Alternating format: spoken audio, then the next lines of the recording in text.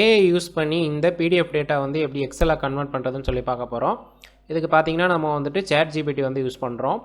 Just வந்து ChatGPTயில் இந்த PDF ஃபைலை வந்து அப்லோட் பண்ண போகிறேன். இந்த டெஸ்ட் அப்படின்ற ஃபைலை அப்லோட் பண்ணிவிட்டு இப்போ நான் என்ன பண்ண போகிறேன் அப்படின்னா, கன்வெர்ட் திஸ் இன்டு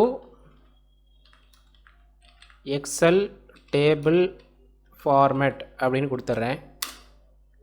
ஸோ இப்போ பார்த்தீங்கன்னா வந்துட்டு ஏஐ வந்து இந்த பிடிஎஃப்பை வந்து எக்ஸலில் வந்து கன்வெர்ட் பண்ண போகுது.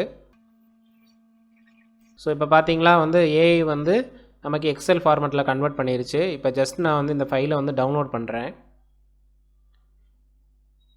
டவுன்லோட் பண்ணிட்டு ஓப்பன் பண்ணுறேன்.